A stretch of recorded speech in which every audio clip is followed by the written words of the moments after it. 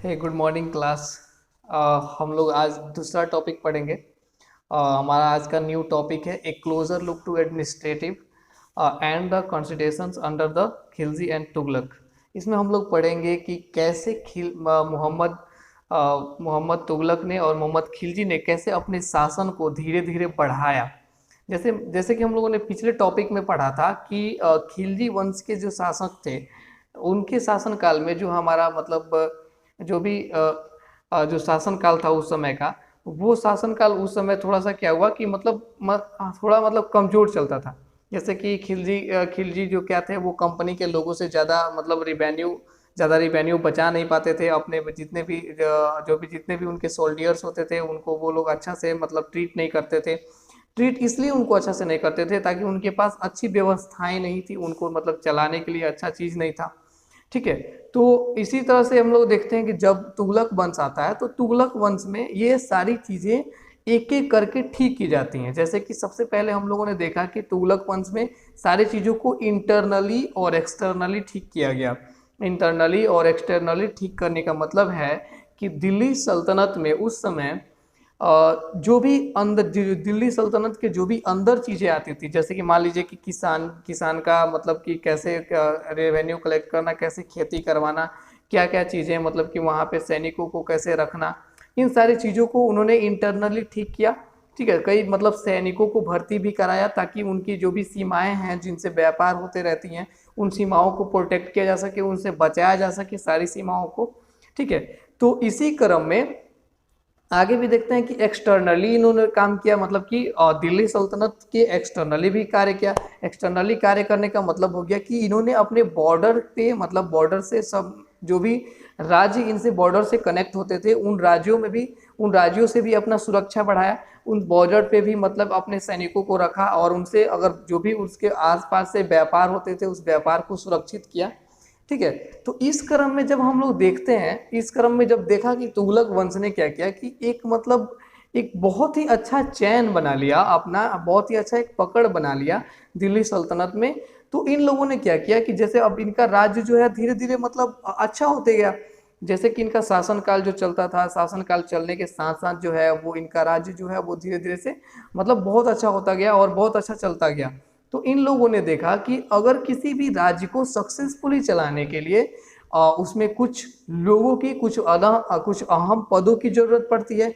जैसे कि कुछ लोग नए गवर्नर जनरल्स हों जो कि जिनके गाइडलाइंस में राज्य को चलाया जाए, कुछ नए एडमिनिस्ट्रेटिव बने, कुछ नया मतलब नियम कानून बने जिससे कि मतलब सारी जनता भी है वो जितनी भी जनता है वो प्रसन्न रहे, जितनी भी जनता है उसको न्याय मिल सके। ठीक है। तो इन लोगों ने इनके दिमाग में आया कि हम क्यों नहीं, अब हम लोग क्या करते हैं कि एक एडमिनिस्ट्रेटिव बनाते हैं जहाँ पे मतलब हम लोग एक गवर्नर जनरल नियुक्त करेंगे। ठीक है। तो इन लोगों ने एक एडमिनिस्ट्रेटिव बनाया। ठीक है। और एडमिनिस्ट्रेटिव बनाने के क्रम में उन लोगों ने वहाँ पे एक गवर्नर जनरल नियुक्त किया। अब चैलेंज ये था कि गवर्नर जनरल नियुक्त करते समय कि किस तरह के गवर्नर जनरल्स को नियुक्त किया जाए। मतलब कि इसमें ये चैलेंज था कि वहाँ एक गवर्नर जनरल ऐसा होना चाहिए कि वहाँ की सारी व्यवस्थाओं को, उस क्षेत्र की सारी व्यवस्थाओं को वो भली भांति जानता हो, तभी वो वहाँ के सारे डिसीजंस को केयर कर सकता है, जितने भी वहाँ पे समस्याएं हैं उसको टेक ओवर कर सकता है। ठीक है। तो इन लोगों ने क्या किया कि मतलब अब इसके साथ साथ तुगलक वंश के जितने भी शासक थे वो ये भी देखना चाहते थे कि जितने भी हम लोग गवर्नर जनरल बनाएंगे या फिर जितने भी हम लोग एडमिनिस्ट्रेटिव में जितने भी लोगों को रखेंगे, वो सारे लोग कैसे होने चाहिए, वो सारे लोग ऐसे होने चाहिए कि जो कि इनका बात माने, मतलब इनका एक तरह से गुलामी करें, इनकी इस तरह की जो भी ये कहें वही सही है, इनके कभी विरोध ना जाए।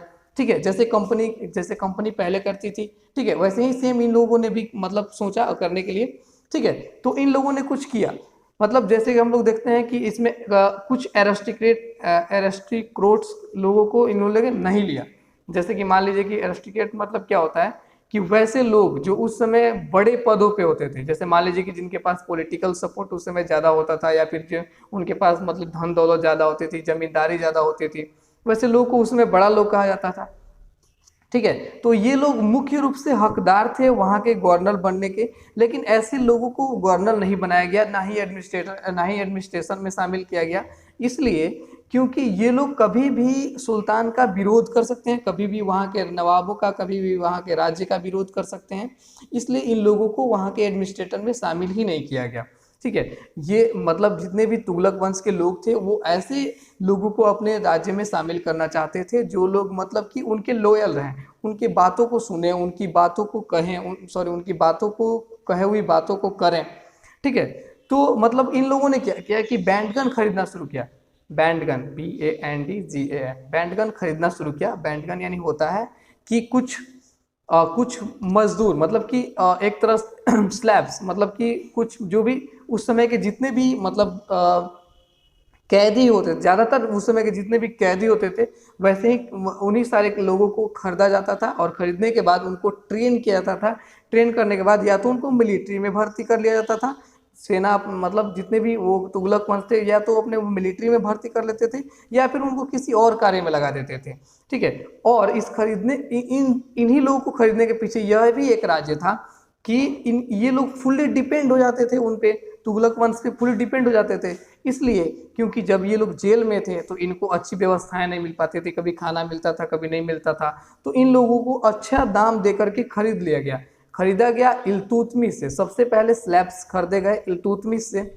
ठीक है। तो इल्तुतमिश से अच्छे दाम से स्लैब्स को खरीद लिया गया, और स्लैब्स को खरीदने के बाद उनको वेल ट्रेंड किया गया, कि और कुछ लोगों को मिलिट्रीज में भर्ती करा दिए गए और कुछ लोगों को अन्य कार्य जो है वो सौंप दिए गए। ठीक है। तो इस तरह से मतलब बैंडगन का चलता रहा। आगे हम लोग देखते हैं, अगला हम लोग को पढ़ना है क्लाइंट्स। क्लाइंट्स वैसे लोग होते हैं जो कि किसी बड़े व्यक्ति के सपोर्ट से ही उनका चल पाता है। ठीक है। जैसे मान लीजिए कि तुगलक वंश के उस समय जितने भी नवाब हुए, उसके जितने भी सैनिक थे या फिर जितने भी वो लोग स्लैब्स खरीदे थे या फिर जितने भी उनके एडमिनिस्ट्रेटर में जितने भी लोग थे या फिर जो भी गवर्नर जनरल्स थे, वो सारे क्या थे, इनके क्लाइंट्स थे। कैसे क्लाइंट्स थे? तो क्लाइंट्स इस प्रकार से थे कि ये लोग सारी चीज़ों के लिए डिपेंडेंट थे इन पे। ठीक है। अब कहेंगे कि डिपेंडेंट कैसे थे, तो शुरुआत में ही हम लोगों ने देखा कि ये लोग ऐसे व्यक्ति को रखना चाहते थे अपने एडमिनिस्ट्रेशन में जो कि सिर्फ और सिर्फ इनकी बातों को सुने और ये जो कहें वही वो करें। ठीक है। अब देखिए यहाँ पे अगले टॉपिक में दिया गया है कि जो भी सुल्तान के जो भी पुत्र होते थे, जो भी नवाब होते थे उस समय दिल्ली सल्तनत के, उनके एक अलग मतलब स्लैब्स होते थे, उनके कुछ अलग सैनिक होते थे उनके प्रोटेक्शन के लिए, मैन प्रोटेक्शन के लिए, और जो भी उनके पुत्र होते थे उनके सैनिक जो होते थे वो अलग होते थे। ठीक है। अब देखिए इसी में क्या हुआ कि त्वारिख्स और जितने भी इंक्रिप्शंस थे, जो भी मतलब कि जो इंक्रिप्शंस लिखते थे, जो त्वारिख थे या फिर जो भी लेखक थे, वो सारे इन सारी चीज़ों से संतुष्ट नहीं हुए। संतुष्ट इसलिए नहीं हुए कि वो काफ़ी सामाजिक लोग थे, मतलब वो लोग चाहते थे कि जितने भी छोटे जाति के लोग हैं या फिर जितने भी मतलब छोटे वर्ग से लोग जो आते हैं उनको इतना बड़ा पोस्ट क्यों दिया जाए, उनको इतना बड़ा पैसा क्यों दिया जाए। वो लोग चाहते थे कि इन्हीं लोगों को, जैसे कि हम लोगों ने देखा कि एरिस्टोक्रेट्स को इन लोगों ने खरीदा नहीं, एरिस्टोक्रेट को इन्होंने गवर्नर जनरल नहीं रखा, ऐसे लोगों को गवर्नर जनरल रखा जो कि इनका सिर्फ और सिर्फ बात मानते थे, कम दामों पे करके उन लोगों ने रख लिया। ठीक है। तो इन सारी चीज़ों का बहिष्कार किया त्वारिख्स ने। ठीक है। अब देखिए अगला टॉपिक है official of sultan Mohammad Tughlaq. Mohammad Tughlaq के समय में, शासन काल में कौन कौन से लोग जो हैं वो किस किस कार्य के लिए अपॉइंट किए गए, जो कि मतलब जो कि छोटे वर्ग से आते थे। पहला इसमें दिया हुआ है अजीज़ कुमार, जो कि एक वाइन सेलर थे, शराब बेचते थे उनके राज्य में, जो कि फिरोज हजाम थे। दूसरा फिरोज हजाम थे जो कि उनके बार्बर थे। ठीक है। तीसरा मनखा तबखा थे जो कि उनके कुक थे। ठीक है। अब इन सारे लोगों को नियुक्त होते हुए देख करके उन्हीं के दरबार के एक त्वारिख ने उनका विरोध किया और बताया कि आप जो ये भी कर रहे हैं, जैसे कि मान लीजिए कि आप जो भी ये शासन व्यवस्थाएं चला रहे हैं, आपकी शासन व्यवस्थाएं से समाज जो है, वो जो जनता जो है वो प्रमुख रूप से खुश नहीं है, वो नहीं चाहती है कि आप ऐसे चलाएं शासन को, छोटे लोगों को आप इतने महत्व दें। और वो त्वारिख थे जवाउद्दीन बरानी, ठीक है, जवाउद्दीन बरानी ने क्या किया कि उस समय के नवाब के खिलाफ जाकर के काफ़ी क्रिटिसाइज किया उन लोगों को, काफ़ी उनके मतलब बहकाया और बताया कि ये सारी चीज़ें जो हैं वो गलत हैं। ठीक है, अब अगला इसमें टॉपिक है एकता और एकतादार, मतलब एकता कौन होते हैं और एकतादार कौन होते हैं। देखिए, जो भी दिल्ली सल्तनत के टेरेटरीज के जितने भी भूमि होते थे, छोटे भूमि या फिर बड़े भूमि, उस सारे भूमि को एकता कहा जाता था। और जो भी लोग इस भूमि की देख रेख करते थे, बहुत ध्यान से सुनिएगा, जो भी लोग इस भूमि की देख रेख करते थे उनको एकतादार कहा जाता था। ठीक है, अब एकतादार का कार्य क्या होता था कि जो लोग भी इस भूमि पे फार्मिंग कर रहे हैं, खेती कर रहे हैं, उनसे रिवेन्यू कलेक्ट करना, और रिवेन्यू कलेक्ट करने के साथ साथ एकतादार का ये भी कार्य था कि जब भी कभी अगर किसी भी सैनिक शक्ति की जरूरत पड़े, युद्ध करने की जरूरत पड़े, तो उसके लिए एक खास मिलिट्री को तैयार करना नवाब के लिए। ठीक है, तो नवाब के लिए एक खास मिलिट्री को तैयार करते थे एकतादार। और जो भी ये लोग रिवेन्यू कलेक्ट करते थे अपने जमीन से, जैसे कि मतलब एकता से जो भी ये लोग जब रिवेन्यू कलेक्ट करते थे, तो उसी रिवेन्यू के पैसे से ये लोग सैनिकों को रखते थे, उनका मतलब उनको खिलाना पिलाना होता था, उनकी जो भी व्यवस्थाएं होती थी उसको पूरा करना होता था, और ये लोग अपना भी खर्चा उसी से चलाते थे। अब देखिए, इसमें काफ़ी ज़्यादा धांधली होने लगा, एकतादारों ने काफ़ी ज़्यादा पैसा छुपा करके रखने लगा, हिसाब उसका अच्छा खासा से नहीं देते थे। तब दिल्ली सल्तनत ने क्या किया कि इनके ऊपर भी एक अकाउंटेंट नियुक्त किया।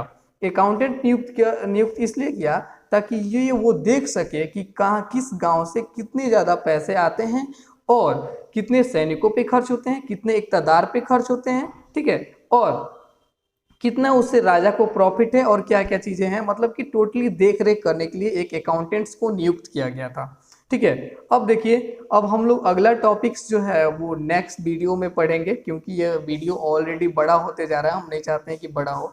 ठीक है, तो अगला टॉपिक हम लोग नेक्स्ट वीडियो में पढ़ेंगे, और इस टॉपिक्स में जो भी आप लोग को क्लियर नहीं हुआ होगा, जो भी समझ में नहीं आया होगा, वो आप लोग बता दीजिएगा।